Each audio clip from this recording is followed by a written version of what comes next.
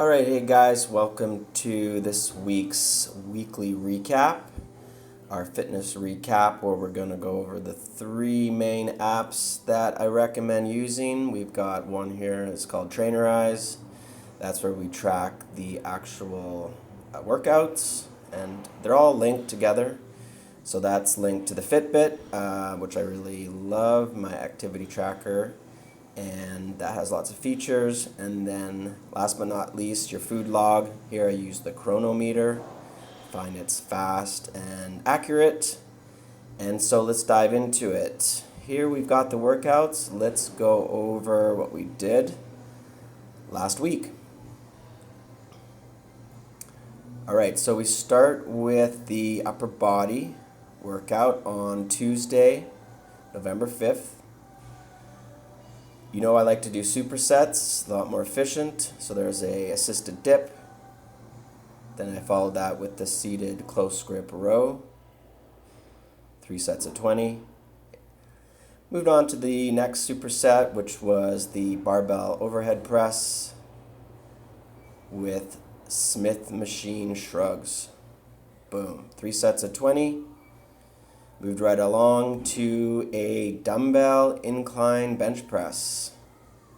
We did 3 sets of 15 paired with dumbbell standing back flies.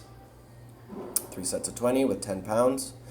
And then I quickly just wrapped up with a standalone set of body weight chin-ups, 3 sets of 10. Some of those were partial reps, so just do the best you can there. Might not be able to do actual chin-ups, and then I stretched out at the end. All right, then the day after that was cardio. I did the elliptical for about 20 minutes. And then was the core day for November 7th. And what we did was a single leg hip thrust. Didn't actually use any weight, it was only body weight, and supersetted that with bicycle crunch. So 3 sets of about 10 to 20 respectively, and I mixed in some mobility during the rest periods. This is called Reach and Rotate. It's one of my favorite mobility drills for the lower back and shoulders. So we mixed that into that, made a sort of a set of 3. Then next set was the ab roller, abdominal rollout, paired with Supermans. So these are excellent exercises. Just look at the video here to demonstrate. Very simple, but I find it is very effective on the lower back health. And I paired that with the cat-cow. So that's obviously a staple mobility exercise. And the last superset was a stability ball plank. And I also did little circles, so adding little movements to give it a little extra challenge. And then I did the side hip dips. I only did my left side as I'm working through an imbalance where the right is tighter. So I only did the left, and then this was my mobility drill. A dynamic hip opening flow, and finish with static stretching. Okay, great. And then Friday was cardio, did elliptical for 26 minutes. And then Saturday was the last workout of the week. I did my legs and arms. So what we started with was the Smith machine hip thrust. And I did, looks like I did 5 sets. And I mixed it with bicep curls, and this was a great little combo. It was a new combo that I tried. I really like it, mixing the legs and the arms and the supersets. So again, you can see I did the machine leg curl with the tricep French press. Essentially what this is a overhead, let's just fast forward here so you can see. It's kind of like a behind the head upright tricep extension. It's also called a French press. And I did 5 sets again, but of course I'm keeping the weight light so I can accomplish those 5 sets.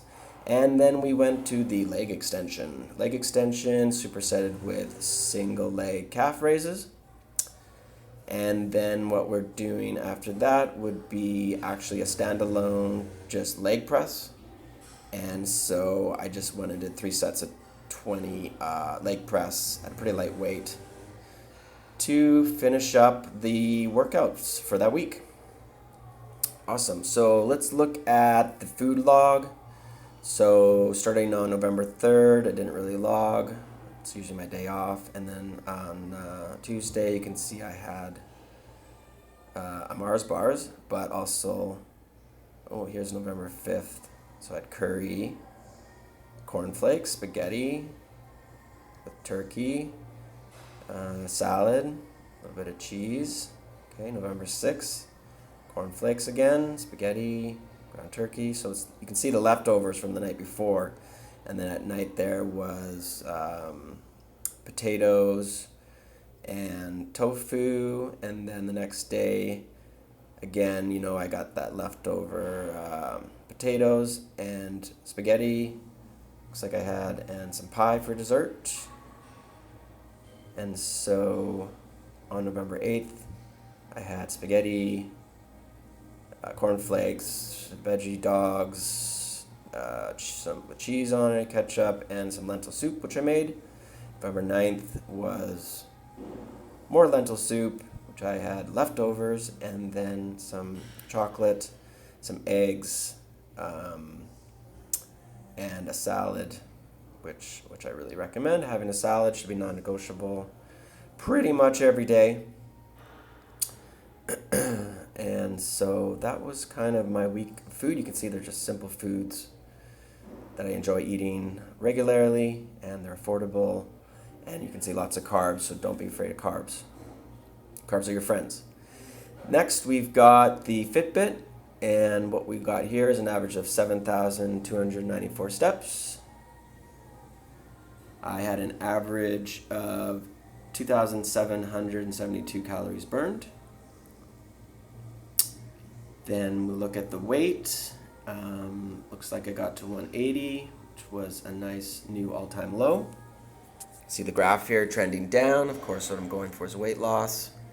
Got another 5 pounds to go. I want to get to 175. And then quickly reviewing the really crutch of the whole system, which is calories in versus calories out. And you can see that I'm under just by a little bit every day. Sometimes more, sometimes less. Not too much to be starving. Don't want to slow the metabolism down, but enough so that we're not adding extra weight. Of course, that would be counterproductive, seeing that I want a long-term downtrend in the overall weight. And the weightlifting is preserving the muscle and allowing that to be retained so the body is inclined to burn fat and not eat the muscle in an effort to get lighter, which is what we're trying to tell the body to do. All right, guys, so have a great rest of your week and have fun in the gym. Good luck out there. Train safe, train smart, train hard, and have a great workout. Bye now.